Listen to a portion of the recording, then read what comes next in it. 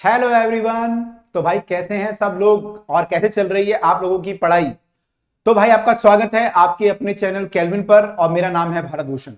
तो भाई हम लोग कर रहे हैं यहाँ पे इंपॉर्टेंट क्वेश्चंस की सीरीज जो कि आपके लिए बहुत ही इंपॉर्टेंट है आपके स्कूल के एग्जाम और टेस्ट के लिए। तो भाई हम लोग आ चुके हैं अब वर्क एनर्जी पावर में और हम करने वाले हैं आज इसके डेरिवेशन। तो जैसे मैं बोलता हूं इस सीरीज में आप लोगों को भी साथ में करना होता है, आप लोगों को कॉपी पेन निकालना होता है और आप लोगों को भी साथ में ही सॉल्व हमारे साथ करना होता है, तभी भाई सीरीज का पूरा फायदा आपको मिल पाएगा। तो सब लोग निकाल लीजिए कॉपी पेन और हम लोग चलते हैं अपने आज के वीडियो की तरफ, आज के डेरिवेशन की तरफ। देखते हैं आज कौन कौन से डेरिवेशन इस चैप्टर में इंपॉर्टेंट है और कैसे हम लोग जो है उनको सॉल्व करते हैं। तो देखते हैं पहला डेरिवेशन हमारे सामने क्या आता है, क्या हमें प्रूव करने को आता है। तो पहला हमारे पास प्रूव करने को आया कि state and prove the work energy theorem. तो पहले बोला state the work energy theorem, तो स्टेट में ऑलरेडी कर चुका हूं, हमने पिछली वीडियो देखी होगी। तो हमारी वर्क एनर्जी थ्योरम बोलती है कि work done by all the forces, internal और एक्सटर्नल, कंजर्वेटिव और नॉन कंजर्वेटिव, जो भी फोर्स होंगे, work done by all the forces is equal to change in kinetic energy of the system. ठीक है, तो work done by all the forces on the system equal to change in kinetic energy of the system. ठीक है, तो ये तो हमारी theorem हुई। तो work done equal to change in kinetic energy है, तो ये हमें प्रूव करना है कि ऐसा होता है, ऐसा हमें प्रूव करना है कि ऐसा होता है। तो चलो प्रूव करते हैं। देखो वर्क डन क्या होता है, अगर मैं बेसिक डेफिनेशन से चलूं तो हम बेसिक से प्रूव करेंगे। तो वर्क डन हमारा क्या होता है, वर्क डन हमारा होता है फोर्स इनटू डिस्प्लेसमेंट। अगर मैं स्मॉल वर्क डन की बात करूं तो फोर्स इनटू डिस्प्लेसमेंट बोल सकता हूं। This is my work done, force into displacement, right.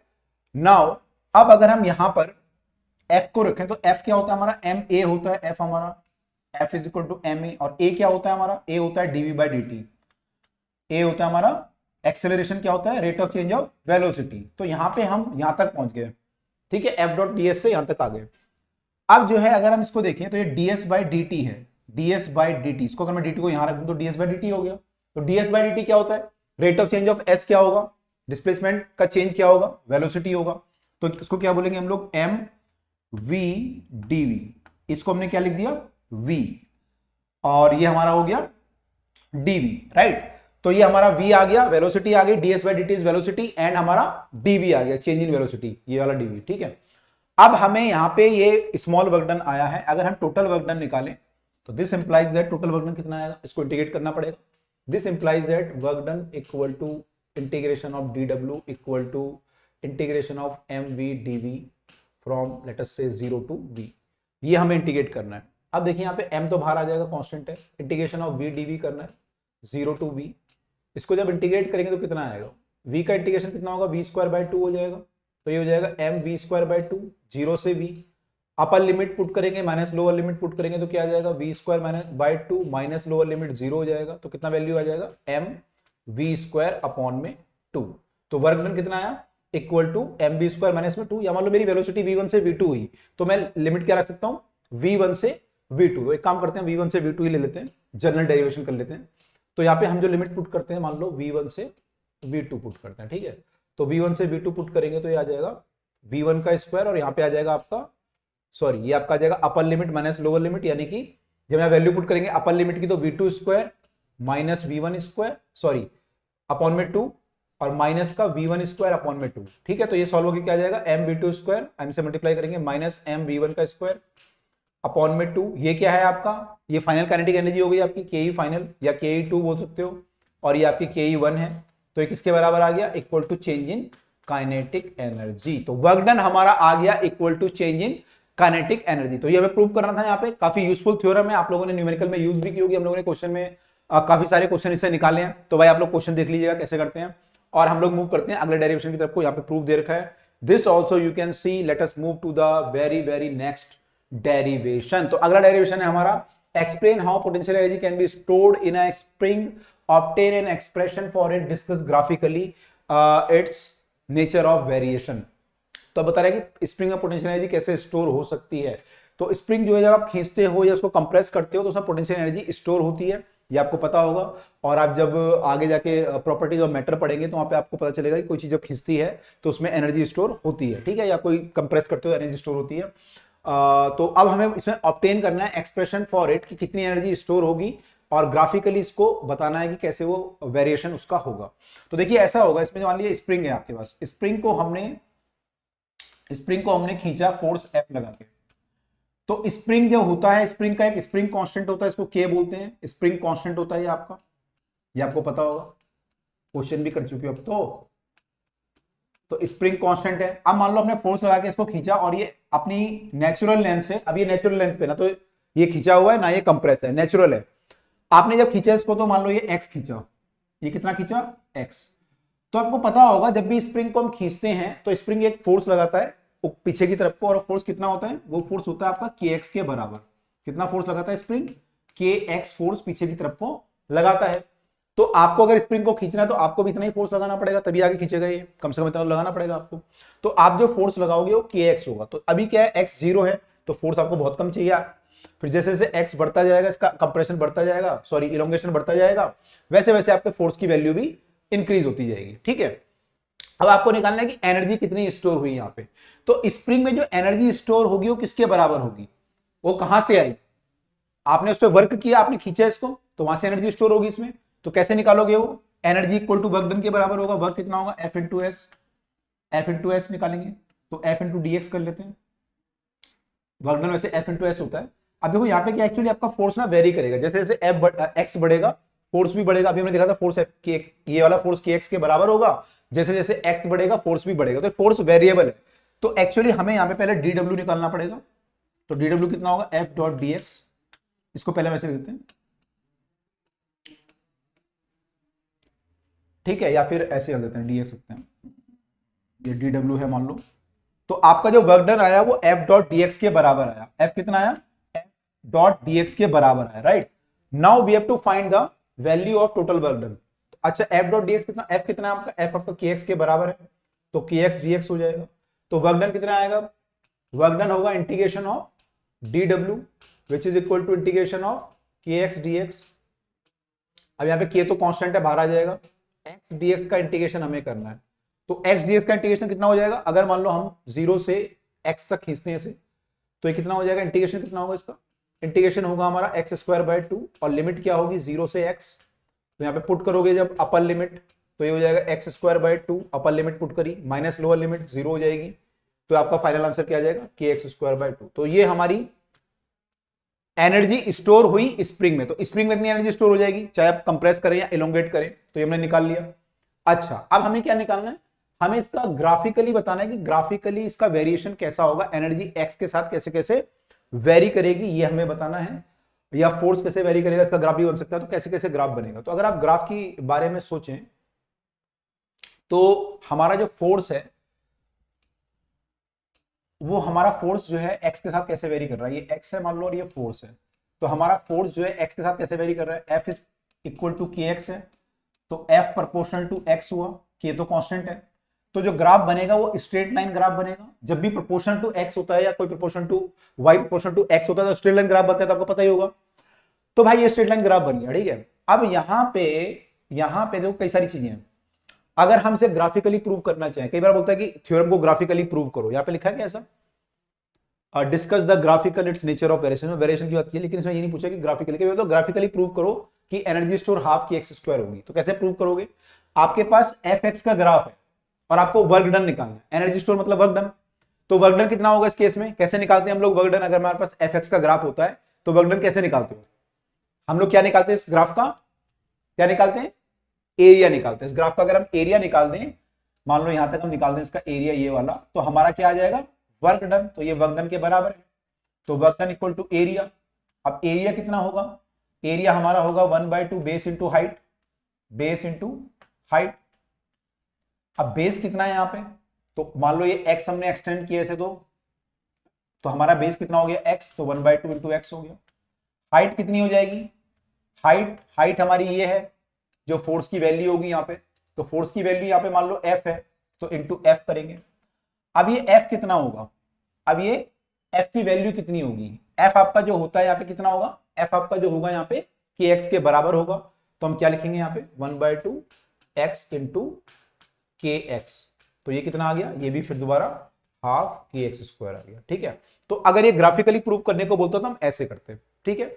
Now what it is saying, but it is saying कि आपको बताना है कि इसका ग्राफिकल वेरिएशन कैसे होगा, मतलब पोटेंशियल एनर्जी, और मैं अगर x की बात करूं जो एक्सटेंशन है, तो मेरी पोटेंशियल एनर्जी और एक्स में क्या रिलेशन होगा। तो पोटेंशियल एनर्जी मेरी जो आ रही है हाफ के एक्स स्क्वायर ये आ रही है। इसका वेरिएशन अगर मैं बनाऊं तो कैसा ग्राफ बनेगा, क्या स्ट्रेट लाइन बनेगा, नहीं, एक्स स्क्वायर है तो किस टाइप का ग्राफ बनेगा, it will be a parabolic, parabolic graph बनेगा। कैसा ग्राफ बनेगा ये आप देखेंगे यहाँ पे, तो पोटेंशियल एनर्जी हमारा y equal to something X square है, मतलब ये ऐसा कुछ है कि y equal to something lambda मान लेते हैं इनटू एक्स स्क्वायर, इस टाइप का इक्वेशन है। इस टाइप का इक्वेशन जो होता है वो पैराबोलिक ग्राफ बनता है, X square equal to something into y या y square y equal to something into x। और ये जो ग्राफ जो पैराबोलिक बनेगा कैसा बनेगा, ये ग्राफ पैराबोलिक जो बनेगा वो ऐसा पैराबोलिक बनेगा। देखो अगर x बढ़ रहा है तो पोटेंशियल एनर्जी बढ़ रही है, यानी ये ग्राफ जो है बढ़ता हुआ होगा। और जैसे जैसे x स्क्वायर पे डिपेंड कर रहा है, मतलब बढ़ता तो ऐसे भी सकता है और ऐसे भी बढ़ सकता है और ऐसे भी बढ़ सकता है, लेकिन ये स्क्वायर पे डिपेंड करेगा। तो स्क्वायर पे डिपेंड करेगा मतलब जैसे x बढ़ेगा तो ये बहुत तेजी से बढ़ेगा, ठीक है। जैसे x की वैल्यू मान लो 1 है तो एक्स स्क्वायर 1 है, x की वैल्यू 2 हुई तो एक्स स्क्वायर 4 हो गया, x की वैल्यू 3 हुई तो एक्स स्क्वायर 9 हो गया।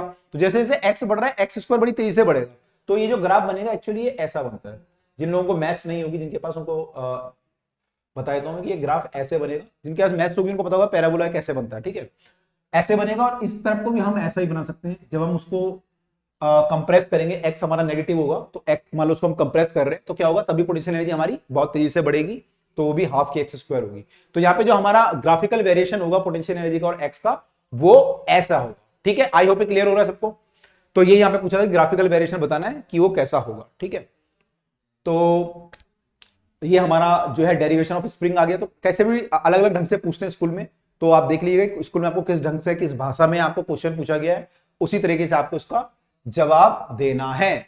अब क्वेश्चन हमारे सामने आया, show that in case of a falling body total energy remain constant and every point and its path. तो डेरिवेशन है, सिंपल है यार। डेरिवेशन तो क्या है, ये तो क्वेश्चन ऐसे आपने बहुत कर लिए अब तक तुम लोग जेम्स बॉन्ड बन चुके हो उसके। भाई यहाँ पे आपको बताना है कि जब इसको हम नीचे गिराएंगे तो आपकी एनर्जी जो है कांस्टेंट रहेगी। तो देखो यहाँ पे दो तरह की एनर्जी होगी, तो पोटेंशियल और एक काइनेटिक एनर्जी। तो हम मान लेते हैं, मान लो उसकी हाइट h है, कैपिटल H। तो यहाँ पे पोटेंशियल एनर्जी जो होगी वो कितनी होगी, mgh, और काइनेटिक एनर्जी कितनी होगी, 0। और अगर आप टोटल एनर्जी लिखो यहाँ पे तो कितनी होगी, mgh आ जाएगी, दोनों को ऐड करेंगे तो। अब यहाँ पे अगर मैं बात करूं तो यहाँ पे पोटेंशियल कितनी होगी, 0, क्योंकि हाइट 0 है। और काइनेटिक कितनी होगी वो हम निकालेंगे अभी।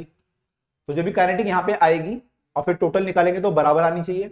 तो हमने यहाँ पे प्रूव करेंगे कि यहाँ पे और यहाँ पे एनर्जी बराबर है। उसके अलावा हम लोग बीच में भी एक पॉइंट लेंगे और वहां पे भी प्रूव करेंगे कि एनर्जी वहां पे भी सेम आ रही है। मतलब हमने पॉइंट यहाँ पे ले लिया at a height of small h, तो हम प्रूव करेंगे कि यहाँ पे भी हमारी जो एनर्जी है, देखो पोटेंशियल तो आपको पता है यहाँ पे mgh आ जाएगी।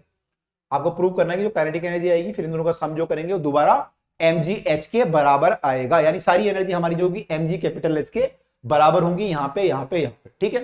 तो हम लोग क्या करते हैं कि मान लो पॉइंट हमारे मान लेते हैं A, B और C। ये A है जहां से हमने फेंका, B जो है बीच में है और C जो है ग्राउंड पे है। तो A, B और C हमारे 3 पॉइंट है। तो A की एनर्जी तो हमने निकाल ली, टोटल एनर्जी कितनी आई है। तो अब पूरा ढंग से लिखेंगे कि हमने पोटेंशियल एनर्जी इतनी होगी, यहाँ पे इतनी होगी। अब अगर हम B की बात करें तो B पे हमें निकालनी है काइनेटिक एनर्जी कितनी होगी।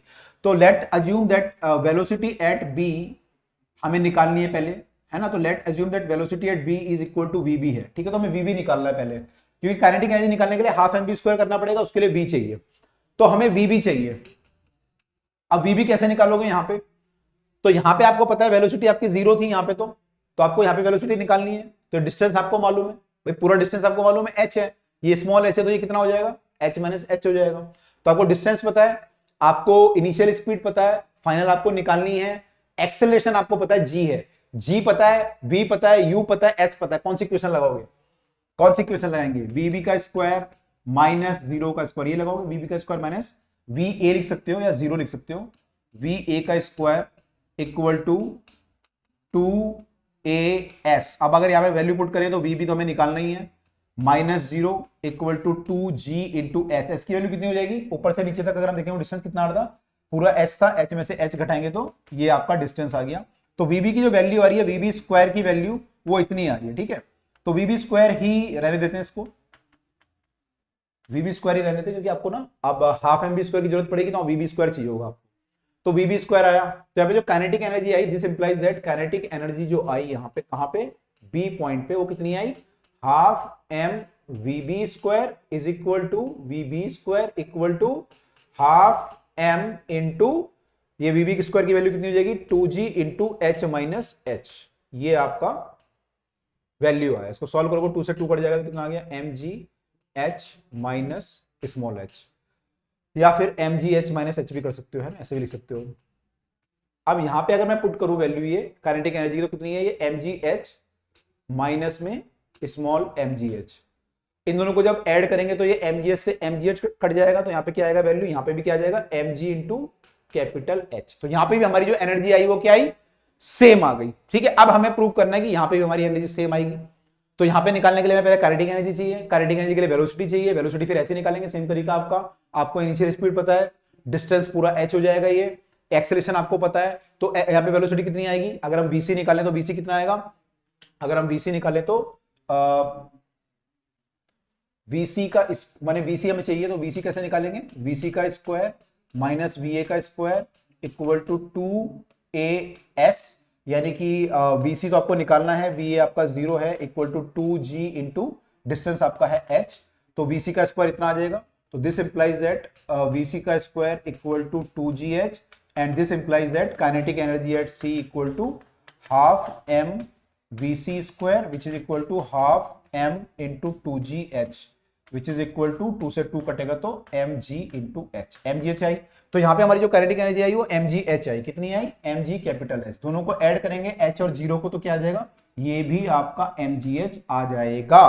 तो this implies that finally this implies that कि energy at a equal to energy at b equal to energy at c and this is equal to mg into h which is constant। तो भाई यहाँ पे जो energy है हमारी हर जगह पे सेम रही है, तो हम बोल सकते हैं हमारी एनर्जी क्या है, कांस्टेंट है। It is following the law of conservation of energy. तो कैसे भी आपसे पूछ सकते हैं कि प्रूव करो कि कंजर्वेशन ऑफ एनर्जी को फॉलो कर रहा है, या प्रूव करो कि एनर्जी आपकी कांस्टेंट है। तो भाई ऐसे कर देना, बहुत ईजी है, कर सकते हो आराम से। आपने अगर न्यूमेरिकल किए होंगे तो भाई आपके लिए कोई डेरिवेशन नहीं है, तो सिंपल सी चीज है, आप जो है कैसे भी कर लोगे, है ना।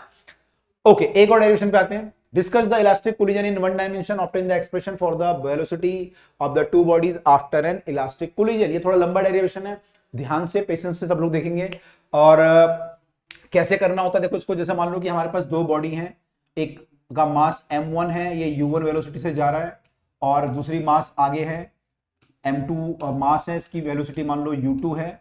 अब ये जाके इसको हिट करेगा, अगर ये इसको हिट करेगा तो क्या ज्यादा होना चाहिए, u1 ज्यादा होगा या u2 ज्यादा होगा, कब हिट करेगा ये, जब हमारा u1 ज्यादा होगा तभी हिट कर सकता है। ठीक है, ठीक है। अब मान लो हिट करने के बाद उनकी स्पीड जो है हो गई v1, m1 वाले की हो गई v1 फाइनल स्पीड, और इसकी हो गई टकराने के बाद v2।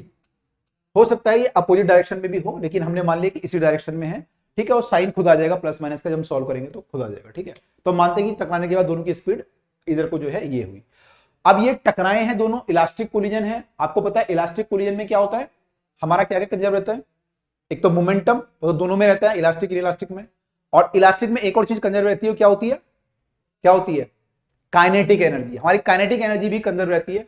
तो दो चीजें यहाँ पे सेम रहने वाली हैं, जो कि है मोमेंटम और काइनेटिक एनर्जी। तो यहाँ पे इलास्टिक कोलिजन है, तो we can say momentum is conserve, तो we can say that P initial equal to P final by applying conservation of momentum. तो P इनिशियल कितना हो जाएगा, P initial is m1 u1 plus m2 u2 equal to क्या हो गया भाई, equal to हो गया हमारा m1 v1 और प्लस m2 v2। अब यहाँ पे थोड़ा स्टेप आपको ध्यान रखना पड़ेंगे कि आगे हमें क्या करना है।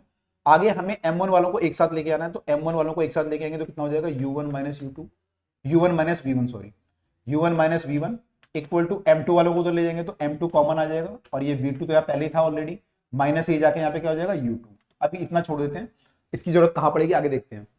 ये हमने कंजर्वेशन ऑफ एनर्जी लगाया, अब लगाते हैं कंजर्वेशन ऑफ सॉरी मोमेंटम लगाया, कंजर्वेशन ऑफ काइनेटिक एनर्जी लगाते हैं या एनर्जी लगाते हैं। तो काइनेटिक एनर्जी कितनी थी पहले, हाफ m1 u1 का square plus half m2 u2 का स्क्वायर, ये इनिशियल थी, और फाइनल कितनी है, हाफ m1 v1 का square plus half m2 v2 का स्क्वायर। ये हमारी फाइनल काइनेटिक एनर्जी है। ठीक है, ये इनिशियल है, ये फाइनल है, काइनेटिक एनर्जी इनिशियल और फाइनल। अब हम दोबारा वही करेंगे, m1 वालों को एक साथ ले आएंगे, पहले तो हाफ हटा दो सारे, हाफ तो कट जाएंगे सारे। m1 वालों को एक साथ लिया तो क्या आ गया, m1 u1 का स्क्वायर माइनस v1 का square equal to m2 v2 का स्क्वायर माइनस u2 का स्क्वायर, ये u2 यहां आ जाएगा का स्क्वायर, ठीक है।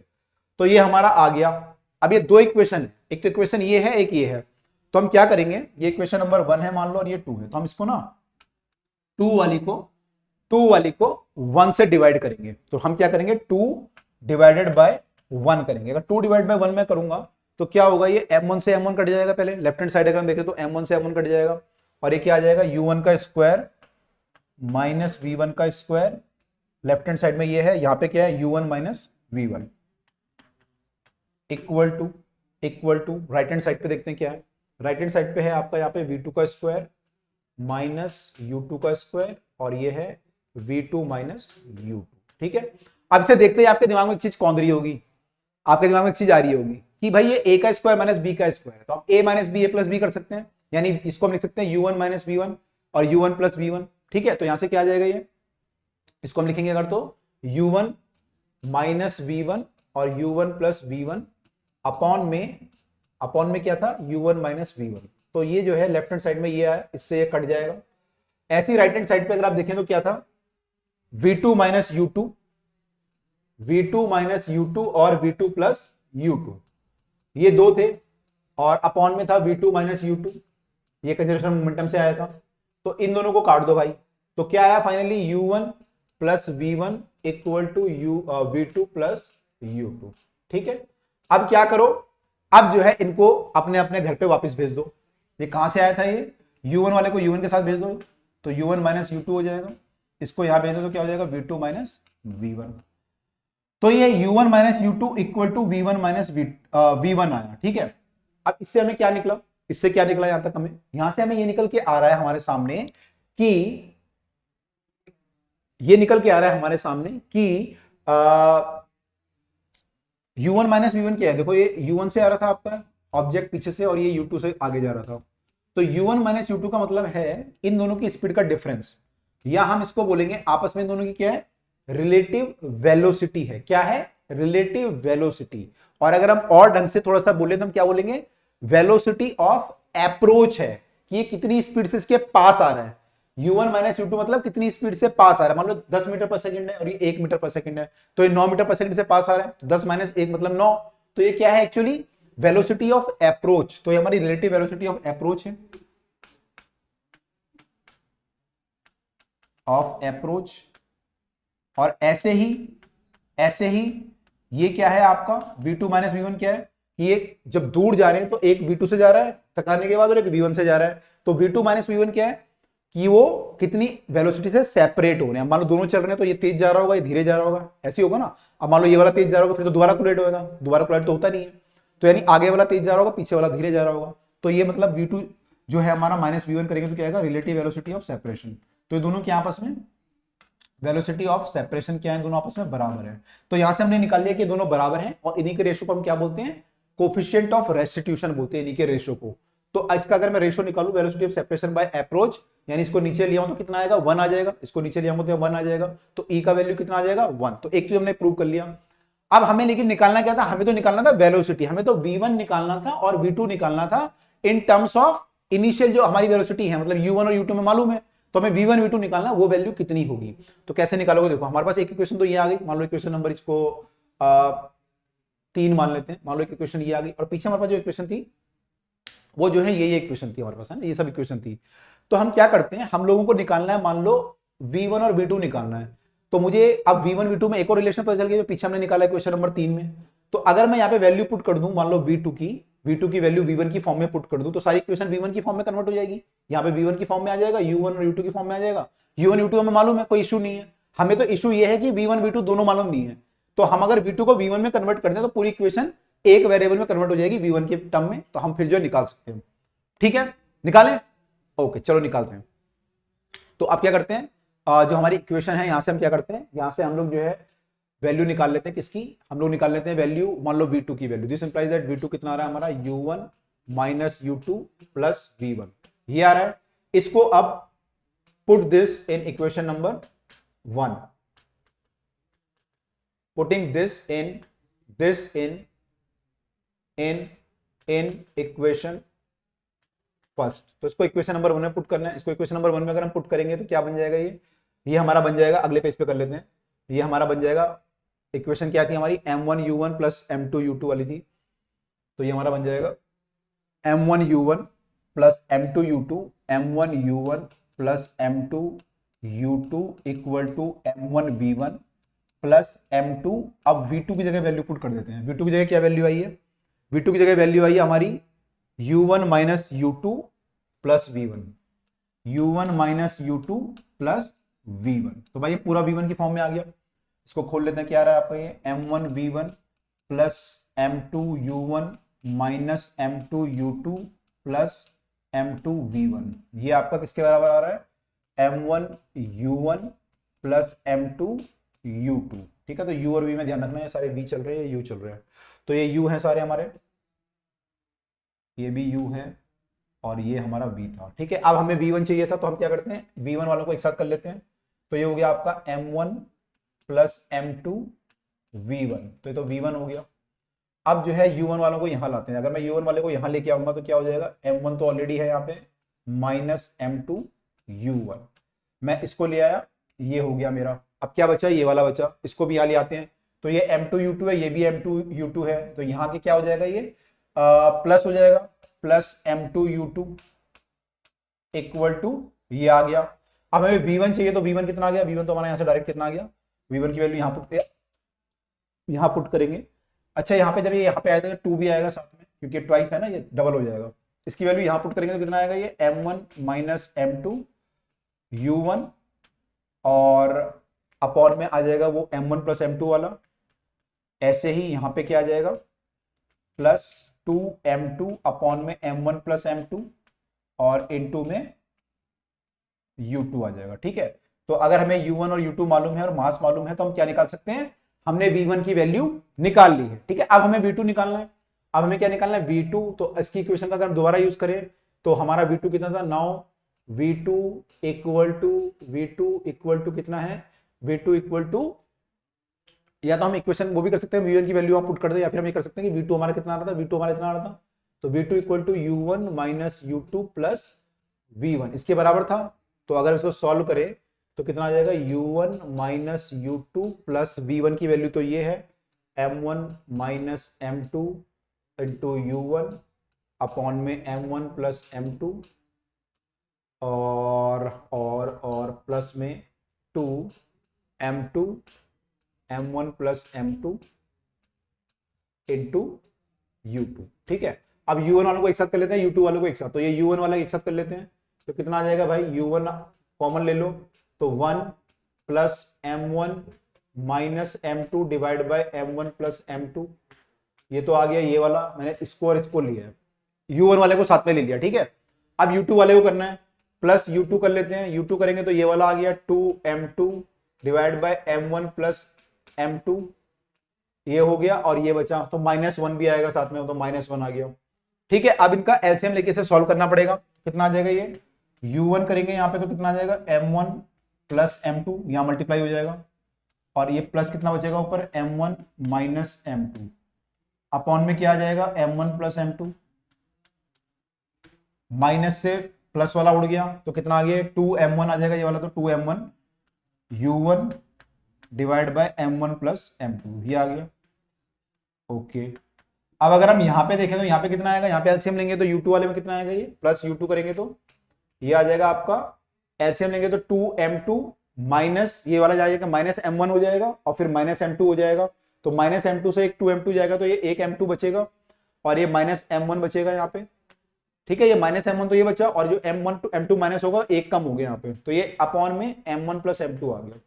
तो फाइनली क्या आ गया, plus m2 minus m1 divided by m1 plus m2 into u2। तो भाई एक इक्वेशन ये भी हमारी है। ठीक है, तो डेरिवेशन के लिए इंपॉर्टेंट है, कई बार आपसे पूछे थे डेरिवेशन में, तो आपको ध्यान रखना है कि इक्वेशन आपको ड्राइव करना आना चाहिए। ठीक है, अगर आप दोनों इक्वेशन को कंपेयर करें तो देखो यहाँ पे जो है 2m2u2 आ रहा था, वहां पे 2m1u1 आ रहा है, अपॉन में m1 प्लस m2 तो सेम ही है दोनों इक्वेशन में। ठीक है, तो अगर आप जहां पे 1 आ रहा है वहां पे अगर 2 पुट कर दो ना हर जगह, जैसे यहाँ पे 1 आ रहा है, यहाँ पे 2 पुट कर दो, 2 की जगह 1, तो वही सेम इक्वेशन बन जाएगी।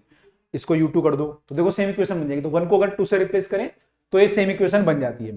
खैर एनीवे, आपको सारे स्टेप क्लियर होने चाहिए। एक बार स्टेप देख लो क्या क्या स्टेप थे, लंबा डेरिवेशन है क्योंकि काफी। हमने क्या किया, मोटे मोटे स्टेप लिख दो। डेरिवेशन जब भी डेरिवेशन याद करने हैं उसका एक ही तरीका है कि मोटे मोटे स्टेप आपको पता होना चाहिए कि हमने ये किया, फिर कंजर्वेशन ऑफ मोमेंटम लगाया, फिर ये लगाया, और उसकी प्रैक्टिस 2-3 बार कर लो डेरिवेशन की खुद करके, और मोटे मोटे स्टेप लिख लो। तो आप बस वो स्टेप देखना बस पेपर से पहले कि 3 स्टेप करने होते हैं, क्या क्या करने, 3 या 4 स्टेप जो भी है, तो फिर आप कर लोगे। ठीक है, तो मोटे स्टेप क्या है यहाँ पे, मोटे स्टेप ये है कि हमने एक तो कंजर्वेशन ऑफ मोमेंटम लगाया, एक हमने कंजर्वेशन ऑफ एनर्जी लगाया, दोनों को सॉल्व करके हमने सिंप्लीफाई की, तो हमने एक एक्सप्रेशन और निकाल लिया जो है वेलोसिटी का। तो अब हम पे 2 एक्सप्रेशन हो गए, ये वाला और एक कंजर्वेशन ऑफ मोमेंटम वाला।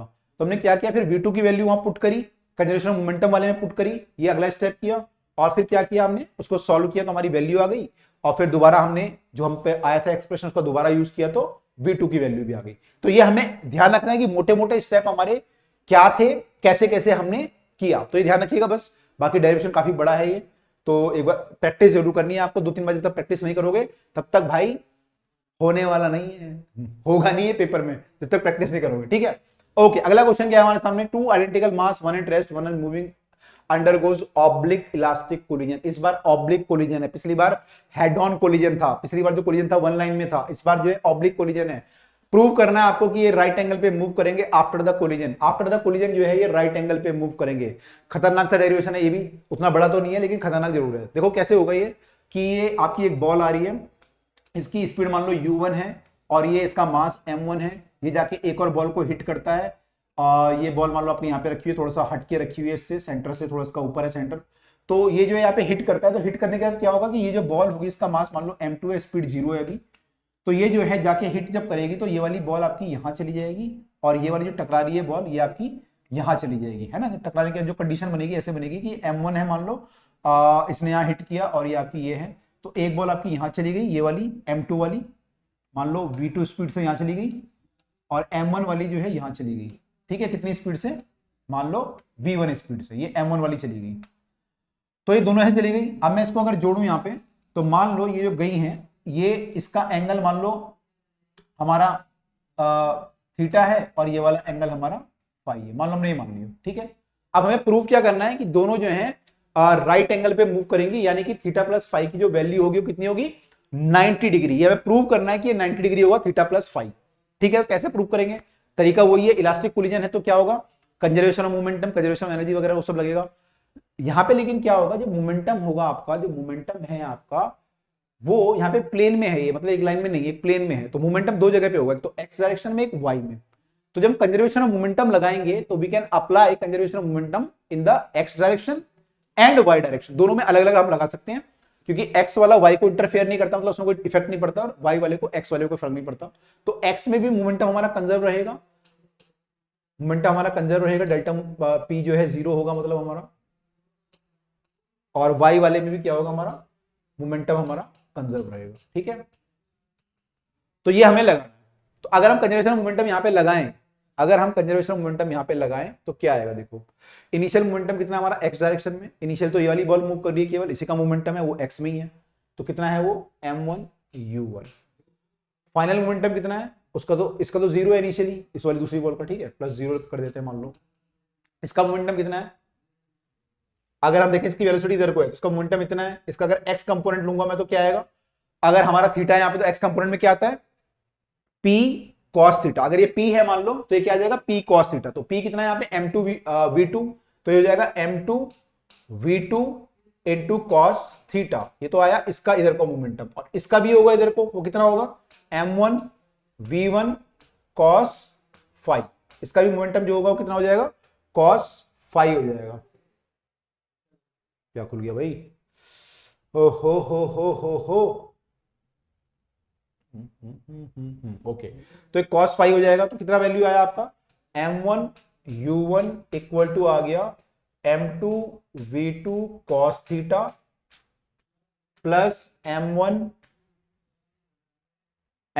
v1, ये v1 था, m1 v1 नीचे को जो गया था cos फाई, ये आ गया। ठीक है, तो ये वैल्यू आ गई हमारी, ये माने इक्वेशन आ गई पहली, मान लो ये पहली इक्वेशन है। अब एक और इक्वेशन निकालते हैं, कैसे निकालेंगे, हमारी y में भी मोमेंटम कंजर्व रहेगा, तो y डायरेक्शन में मोमेंटम कंजर्व करेंगे तो क्या आएगा, delta P Y equal to 0, तो डेल्टा पी एक्स से आया, ऐसे delta P Y equal to 0 जब लेंगे तो उससे क्या आ जाएगा, उससे हमारा इनिशियल मोमेंटम कितना y में, इनिशियल तो है ही नहीं, कोई भी y में नहीं जा रहा, इनिशियल तो 0 ही है, तो फाइनल कितना हो जाएगा, फाइनल मोमेंटम इसका हो जाएगा ऊपर को कितना m1, इसका हो जाएगा m2v2, m2v2 इधर को हो जाएगा साइन थीटा, और इसका मोमेंटम हो जाएगा नीचे को, तो इसको माइनस में लिखेंगे हम कितना m1v1 sign 5 minus m1v1 sign 5। तो ये भाई हमारी दो इक्वेशन आ गई हैं, ये हमारी दो इक्वेशन आ गई हैं, और हमें प्रूव करना है कि ये जो मोमेंटम है हमारा जो वो है क्या नाम बोलते हैं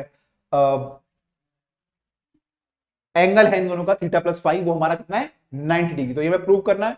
चलिए तो आगे प्रूव करते हैं, दो हमारे स्टेप हो गए, तो चलिए आगे प्रूव करते हैं अब। ओके, अब जो है हमें प्रूव करना है cos थीटा प्लस 5 जो है हमारा वो जो है 90 डिग्री होगा, ये हमें प्रूव करना है। ओके, तो एक काम करते हैं यहाँ पे हम जो है यहाँ पे एक बार कंजर्वेशन ऑफ एनर्जी भी लगाते हैं। ठीक है, तो कंजर्वेशन एनर्जी, क्योंकि इलास्टिक कोलिजन है, कंजर्वेशन एनर्जी लगा सकते हैं हम लोग। तो अप्लाइंग कंजर्वेशन ऑफ एनर्जी अगर हम लगाएं तो क्या बनेगा, तो ये हमारा हो जाए, तो ये हमारा हो जाएगा कितना, हमारी initial energy half m1 u1 का स्क्वायर, और फाइनल एनर्जी हो जाएगी हाफ m1 v1 का square plus half m2 v2 का स्क्वायर। ये हमारा कंजर्वेशन एनर्जी से आया। इसको अगर हम काट दें तो हमारा ये आ गया m1 u1 का square equal to m1 v1 का स्क्वायर प्लस m2 v2 का स्क्वायर। ठीक है, अब यहाँ पे देखो ये चीज है ना, ये u1 का स्क्वायर, इसकी हमारे साथ वैल्यू आ गई थी यहाँ पे कहीं, कितनी वैल्यू आई थी हमारी, ये देखो ये आया था हमारा m1 u1 जो आया था वो इतना आया था, m1 u1 कितना आया था, इतना आया था। तो अगर हम इसकी वैल्यू यहाँ से पुट करें वहां पे तो कितना आएगा देखो। अच्छा, यहाँ पे मास भी आपको आइडेंटिकल दिए हुए, तो हम और इजी कर लेते हैं हमारे मास, अरे हाँ तो मास तो आइडेंटिकल है, तो एक काम कर लेते हैं, मास हमारे आइडेंटिकल, तीनों इक्वेशन को सिंप्लीफाई कर लेते हैं। इसकी इक्वेशन क्या बन गई, ये आपकी इक्वेशन बन जाएगी u का स्क्वायर इक्वल टू v1 का स्क्वायर प्लस v2 का स्क्वायर। ठीक है, तो ये आ गया। ओके, अब जो बाकी इक्वेशन थी हमारी वो क्या बन जाएंगी, उनको सिंप्लीफाई अगर हम करके लिखिए तो क्या बन जाएगी, ये वाली इक्वेशन आपकी बन जाएगी u1, ये इक्वेशन नंबर 1 बन जाएगी u1, m तो सारे बराबर है, तो u1 equal to v2 cos theta, u1 equal to v2 cos theta, और प्लस हो जाएगा, प्लस कितना था v1 cos phi plus v1 cos phi. एक इक्वेशन ये बन गई। आप चाहते शुरू से भी आप मास को हटा सकते थे, है ना। और ये वाला क्या बन गया v2 sin थीटा, m तो सेम हो गया, तो v2 sin theta minus v1 sin phi, या फिर हम इसको इधर ले आएगा तो v1 sin फाई बराबर हो जाएगा v2 sin theta, v1 sin phi equal to v2 sin theta. ये बराबर, तीन इक्वेशन है हमारे पास। ठीक है, ये इक्वेशन नंबर 1 थी और ये 2 थी और वो 3 है। तो अब हमें जो है यहाँ पे अगर हम देखें, हम u1 में अगर वैल्यू पुट करें, अगर हम यहाँ पे u1 की वैल्यू पुट करें वहां से यहां से, ठीक है, तो हम u1 की value put value of u1 from equation first, तो फर्स्ट से अगर हम प्रूव करें तो क्या आएगा, पुट करें तो क्या आएगा, ये आ जाएगा v2 का स्क्वायर, मैंने उसको पूरे का स्क्वायर हो जाएगा राइट हैंड साइड का, तो कितना आएगा v2 square cos square theta plus v1 square cos square phi plus 2v1 v2 cos theta cos phi. ये किसकी वैल्यू आई, इसकी। अब इस साइड को क्या है हमारे पास, v1 का स्क्वायर प्लस v2 का स्क्वायर, ये है। ठीक है, ये आया कुल मिला के। अच्छा जनाब, अब देखिए अगर मैं v2 वाले को इस तरफ को ले आऊं, v2 और v1 वाले को एक साथ में ले आऊं तो क्या बन जाएगा, ये बन जाएगा हमारा, ये v1 था तो ये क्या आ जाएगा हमारा, v1 वाला इधर आगे क्या हो जाएगा, ये हमारा हो जाएगा, ये वाला अगर हम देखें तो यहाँ पे क्या आ जाएगा, ये 2v1 v2 cos theta cos phi equal to v1 square, अगर मैं कॉमन ले लूं तो 1 आ जाएगा यहाँ पे, और यहां से वहां से कितना आ रहा है, वहां से आएगा माइनस cos स्क्वायर फाई आके माइनस हो जाएगा, तो cos स्क्वायर फाई माइनस हो गया, तो ये v1 वाला ये हो गया और ये हो गया हमारा, ये निपट गया। ठीक है, ये भी लिख दिया हमने। अब बचा हमारा ये v2 का स्क्वायर प्लस क्या होगा v2 का स्क्वायर, इसको भी कॉमन ले लेते हैं तो ये 1 आ गया, तो ये तो हो गया। वहां से क्या आएगा, वहां से आएगा माइनस cos स्क्वायर थीटा, और आपको पता होगा 1 माइनस cos स्क्वायर थीटा कितना होता है, या 1 माइनस cos स्क्वायर फाई कितना होता है, साइन स्क्वायर। तो ये कितना हो जाएगा, ये हो जाएगा equal to, right hand side हो जाएगी हमारी v1 का square sine square phi and plus v2 का स्क्वायर साइन स्क्वायर थीटा, तो दोनों साइन स्क्वायर हो गई है। ये किसके बराबर है, 2v1 v2 cos theta cos phi के। ठीक है, अब देखो यहां से क्या निकल के आएगा, ये चीज आपकी इंपॉर्टेंट है। यहां पे देखो क्या निकल के आता है, आपको क्या पता है यहाँ पे इक्वेशन नंबर 2 में, अब हमने फर्स्ट का यूज कर लिया, सेकंड का यूज करो। हमें पता है v1 sin phi जो है, v1 sin phi जो ये वाला है हमारा, ये v1 था ना, v1 sin phi जो है वो इसके बराबर है v2 sin थीटा के, यानी इसका स्क्वायर भी बराबर होगा, यानी इसका स्क्वायर भी बराबर होगा। तो using equation 2 we can write that, right left hand side तो ऐसे रहने दो cos थीटा cos phi, और राइट हैंड साइड में आप जो है वैल्यू पुट कर दो। लेट अस से मान लो मैं इसकी वैल्यू पुट करता हूं v2 sin थीटा की, तो कितनी हो जाएगी v1 sin phi, तो ये वैल्यू कितनी आ जाएगी total 2v1 square sin square phi, double हो जाएगी क्योंकि दोनों बराबर हैं, तो वैल्यू डबल हो गई, 2 से 2 कट गया, v1 से v1 उड़ा दो तो कितना आया यहां से आपका आ रहा है v2 cos theta cos phi equal to sine square, v1 बच रहा है अभी, हाँ v1 भी बच रहा है, v1 sin phi, ठीक है, साइन स्क्वायर phi, तो ये आ रहा है, ठीक है। अब क्या करना है हमें प्रूव क्या करना था, हमें प्रूव करना था cos थीटा प्लस फाई की वैल्यू 90 होती है। तो cos थीटा प्लस फाई की वैल्यू जब हम प्रूव करेंगे तो cos थीटा प्लस फाई जो होता है हमारा,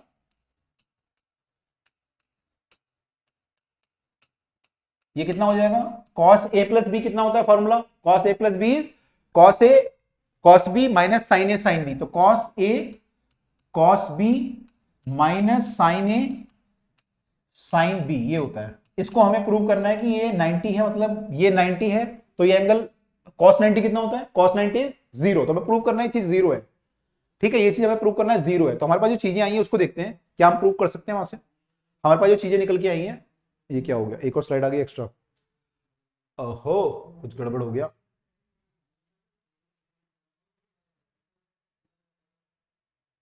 हमने शायद आगे कर दिया स्लाइड, ओके कुछ गलती हो गई, कोई बात नहीं। तो हमारे पास जो निकल के आया है वो हमें प्रूव करना है, वहां से यूज करना है, हमें प्रूव करना है कि वो चीज जीरो है। तो एक्चुअली हमें इसका यूज करना था, तो इनका यूज करके हमें प्रूव करना है कि जीरो है, ठीक है। किसकी वैल्यू जीरो है, cos theta cos phi sin theta sin phi की, cos theta cos phi minus sin theta sin phi, ये हमें जीरो प्रूव करना है, ठीक है। हमने क्या किया था ये, now cos theta plus phi is equal to इसके है, ठीक है। आप देखते हैं वैल्यू पुट करके कि क्या ये जीरो प्रूव हो रहा है। तो हमारे पास क्या है, हमारे पास अवेलेबल, हमारे पास तो ये अवेलेबल है, तो और एक हमारे पास ये है, एक हमारे पास ये है, इन दोनों का यूज करना है हमें। तो लेट अस सी कि व्हाट कैन वी डू, तो we can do what can we do, we can write here the value of, let us say इसको हम एक ही चीज में कन्वर्ट कर लेते हैं, या तो थीटा में या फाई में। तो मान लो हम लोगों ने यहाँ पे ये साइन फाई, इसका यूज करते हैं पहले, मान लो ये साइन फाई और साइन थीटा है, तो इसको पहले फाई वाले को अगर हम देखें तो साइन फाई की वैल्यू आ जाएगी v2 by v1 sine theta, v2 by v1 sine theta. तो यहाँ पे जो है हम v2 by v1 sine theta कर लेते हैं, ठीक है। तो ये कितना हो गया हमारा, ये भी साइन थीटा था, तो कितना हो जाएगा minus sine square theta v2 by v1, ठीक है, ये हो गया। अब यहाँ पे यूज करते हैं, यहाँ पे हम क्या करते हैं, हमारे पास जो ये एक्सप्रेशन आया है जो हमने यहाँ पे निकाला है, इसका यूज करते हैं। तो इसका यूज कैसे करेंगे हम लोग जो है ना cos थीटा की वैल्यू लिखते हैं। cos थीटा की वैल्यू कितनी होगी यहाँ पे, cos थीटा की वैल्यू अगर निकालेंगे तो cos थीटा हो जाएगा v1 sine square phi upon में v2 cos फाई, क्या हो जाएगा v1 sine square phi, cos theta की वैल्यू अगर रखें तो v1 क्या था, v1 sine square phi, v1 sine square phi, v1 sine square phi, और अपॉन में हो जाएगा v2 cos phi, v2 cos phi, तो अपॉन में हो गया v2 cos का फाई, v2 cos फाई हो गया, सही लिखा है हमने, और इंटू cos फाई, ठीक है। cos फाई से cos फाई उड़ जाएगा, तो कितना हो गया v1, कुछ गड़बड़ कर दिया हमने जो है कुछ गड़बड़ कर दी है, क्योंकि यहां पे जो है साइन स्क्वायर फाई आ रहा है हमारा, चलो सोचते हैं। तो हमारा कितना आ रहा है यहाँ पे, कोई बात नहीं, गड़बड़ कर दिया तो हम इसको घुमा के दोबारा ले आएंगे। वहां पे v1 by v2 sign square phi ये आ रहा है, माइनस दिस। अब हमें जीरो प्रूव करना है, तो हमारे पास एक चीज और थी, हमको ये पता था कि साइन स्क्वायर फाई और साइन स्क्वायर थीटा में रिलेशन पता था। क्या रिलेशन पता था हमें पता था इनका रिलेशन की इस वाली इक्वेशन से v1 sine phi equal to v2 sine theta है, v1 sine phi equal to v2 sine theta के बराबर है, ये दोनों आपस में बराबर है, इसका यूज कर लेते हैं यहाँ पे। तो साइन फाई की जगह पे हम क्या पुट कर सकते हैं दोबारा, v2 square sine square theta upon में साइन साइन फाई की वैल्यू पुट कर रहा हूं मैं, तो अपन क्या आ जाएगा v1 का स्क्वायर आ जाएगा। ठीक है, वो क्या हो जाएगा v2 साइन थीटा, मतलब साइन फाई हो जाएगा हमारा v2 साइन थीटा अपॉन में v1। ठीक है, तो ये मैंने यहाँ पे पुट किया, इसका स्क्वायर किया तो इसका स्क्वायर ये आ गया, अपॉन में क्या है v2 v1 बाई v2 तो है ही यहाँ पे। इसको सॉल्व करेंगे तो v1 से v1 कट जाएगा, ये v2 से एक v2 कट जाएगा, तो क्या आ गया v2 साइन स्क्वायर थीटा आ गया। और ये क्या है आपका v2 by v1 sine square theta, और ये क्या है, ये भी v2 by v1 sine square theta था। तो दोनों भाई बराबर हैं, तो दोनों का काटेंगे तो कितना आ जाएगा वैल्यू, थीटा है सॉरी साइन स्क्वायर थीटा है, तो दोनों क्या हो जाएगा कट के जीरो आ जाएगा। तो ये जीरो आ गया, तो हमने प्रूव कर लिया कि cos theta plus cos phi कितना होगा, वो भी हमारा 90 डिग्री होगा। तो कुल मिला के हमें घुमा फिरा के चीजें वहां पे लेके आनी थी, और हमने यूज किया क्या स्टेप देखने एक बार, बहुत सारे यहाँ पे वो चीजें हुई हैं। तो स्टेप देखो हमने क्या किए, हमने क्या किया, कंजर्वेशन ऑफ मोमेंटम लगाया एक्स डायरेक्शन में, कंजर्वेशन ऑफ मोमेंटम लगाया वाई डायरेक्शन में, पहला स्टेप। दूसरा स्टेप हमने लगाया कंजर्वेशन ऑफ एनर्जी लगाया, उसको सॉल्व किया, उससे हमने ये इक्वेशन बनाई, दो स्टेप। तीसरा स्टेप हमने जो है ये u1 जो आया उसकी वैल्यू पुट करी, और उससे हमने ये एक्सप्रेशन ये वाला फाइंड आउट करा, तीसरा स्टेप। चौथा स्टेप हमने क्या किया, चौथा स्टेप हमने cos थीटा प्लस फाई को जो है वो निकाला, और हमने उसको एक थीटा की टर्म में या फाई की टर्म में चेंज कर लो उसे, और फिर फाइनली प्रूव कर दो कि जीरो है। तो ये चार स्टेप अगर आपको याद रखेंगे तो भाई पेपर में आप करके आओगे, लेकिन आपको प्रैक्टिस करनी है पहले, जब प्रैक्टिस करोगे तभी कर पाओगे, नहीं तो नहीं कर पाओगे, पेपर में कहीं ना कहीं फंस जाओगे। तो प्रैक्टिस जरूर करनी है ना। और आप जो है एंगल अपने सबसे, कई बार ऐसा होता है बच्चा कंफ्यूज होता है कि थीटा कौन सा था, फाई कौन सा था, v1 कौन सा था, v2। तो यार जनरल करके जाओ बिल्कुल, कि इनिशियल वेलोसिटी को मान लो थीटा आपकी, मान लो आपने थीटा को फाई मान लिया, फाई को थीटा मान लिया, तभी प्रूफ आप कर लोगे। ऐसा कोई जरूरी नहीं कि आपने ऊपर वाले को थीटा मानना है, नीचे वाले को थीटा मानना है, कोई प्रॉब्लम नहीं है उसमें। मान लो बॉल मैंने मान ली कि m1 ऊपर गई m2 नीचे गई, आप उल्टा मान सकते हो m2 ऊपर गई m1 नीचे गई, तब भी कोई फर्क नहीं पड़ेगा, आंसर आपका तब भी आ जाएगा। तो उसमें नहीं घबराना आपको डेरिवेशन में। प्रैक्टिस अगर आप करोगे ना बार बार तो घबराओगे नहीं, आप अलग अलग तरीके से प्रूव कर दोगे, लेकिन प्रैक्टिस जरूरी है। ठीक है, एक और डेरिवेशन हमारे सामने आया, वैसे मैं करा चुका हूं ऑलरेडी आपको जब हमने न्यूमेरिकल किए थे। ये आपका है कि मिनिमम वेलोसिटी ऑफ प्रोजेक्शन आपको बतानी है अगर हमारा वर्टिकल लूप बनता है, मतलब एक पार्टिकल को हम यहाँ से वर्टिकल में से भेजते हैं, मोटरसाइकिल है या समथिंग है, तो आपको बताना है यहाँ पे, या कोई आप धागे में कोई वो कोई चीज बांध के घुमा रहे हो, तो आपको बताना है यहाँ पे स्पीड आपकी नीचे वाले पॉइंट पे कितनी होनी चाहिए, ये v की वैल्यू कितनी होनी चाहिए, ताकि ये पूरा लूप कंप्लीट कर ले, सर्कुलर लूप क्या कर ले, कंप्लीट कर ले। ठीक है, तो हम इसे कैसे प्रूव करते हैं, हम लोग प्रूव ऐसे करते हैं कि हम लोग यहाँ पे देखते हैं कि यहाँ पे हमारी वेलोसिटी कितनी होनी चाहिए, यहाँ पे हमारी वेलोसिटी कितनी होनी चाहिए। तो देखो प्रॉब्लम यहीं पे आएगी, क्योंकि यहाँ पे पार्टिकल नीचे गिरने का डर है, जब पार्टिकल यहाँ पहुंचेगा तो नीचे गिर सकता है। तो मान लो यहाँ पे स्पीड हमारी vt मान लेते हैं, वी टॉप पे जो होती है, vt कितनी है। तो देखो जब टॉप पे ये होगा तो इस पे जो फोर्स लग रहा होगा नीचे mg लग रहा होगा, और उसके अलावा एक और फोर्स मान सकते हो आप, क्या, या तो आप इसको साइंटिफिकल फोर्स मान सकते हो कि बाहर की तरफ लग रहा है, दोनों बैलेंस कर सकते हो, या फिर आप ये मान सकते हो कि ये जो mg है वो सेंटीमीटर फोर्स प्रोवाइड कर रहे हैं, तो mg equal to mv square by r, या m इक्वल टू mac करोगे और mv स्क्वायर बाय r कर दोगे। मतलब हमने ये माना कि mg जो है सेंट्रीपिटल फोर्स प्रोवाइड कर रहा है, तो ये मान लो, या फिर ये मान लो कि mg equal to centrifugal force के है, वो हम पहले डिस्कस कर चुके हैं। तो ऐसे आप मान सकते हो कुछ भी। तो इससे आपका कुल मिला के क्या आ रहा है, आपका जो v आ रहा है टॉप पे वो कितना आ रहा है, vt जो आ रहा है वो आ जाएगा gr का, ये vt का स्क्वायर है तो ये gr का रूट आ जाएगा। तो आपका ये निकल के आ गया कि vt जो होना चाहिए यहाँ पे कितना होना चाहिए, gr का रूट होना चाहिए। देखिए क्वेश्चन क्या पूछा है, लोएस्ट पॉइंट की वेलोसिटी पूछी है, उन्होंने पूछा कि v लोएस्ट पॉइंट पे कितना होगा, ये पूछा है। तो ये कैसे निकालोगे, आपने जब धागे को इसको घुमाया तो क्या होगा हमारा, जब घूमेगा तो एनर्जी हमारी कंजर्व रहेगी, तो हम यहाँ पे क्या लगा सकते हैं, कंजर्वेशन ऑफ एनर्जी लगा सकते हैं। तो अगर हम कंजर्वेशन ऑफ एनर्जी लगाएं तो हम बोल सकते हैं कि हमारी जो एनर्जी एट लोएस्ट पॉइंट पे होगी वही क्या होगी, एनर्जी एट हाईएस्ट पॉइंट पे होगी या टॉप पॉइंट पे होगी। इससे हम क्या बोल सकते हैं, यहाँ पे एनर्जी कौन कौन सी हमारे पास, यहाँ पे हमारे पास कौन कौन सी एनर्जी है, दो एनर्जी है, तो काइनेटिक है और दूसरी पोटेंशियल।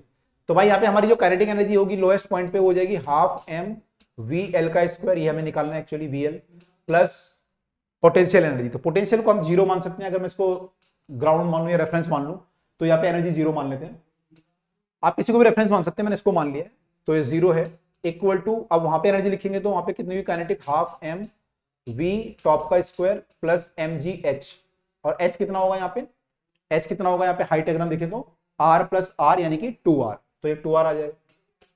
इसे सॉल्व करेंगे तो कितना आएगा, ये हो जाएगा आपका हाफ एम वी एल का स्क्वायर, ये हमें निकालना है अभी, ये हो जाएगा half M V T, V T हम निकाल चुके हैं, रूट जी आर का है, तो जी आर का स्क्वायर तो ये जी आर हो जाएगा plus M G into 2r, ये हो गया। अब ये एम जी आर है, ये भी एम जी आर की फॉर्म में, तो इसको एलसीएम ले लेते हैं।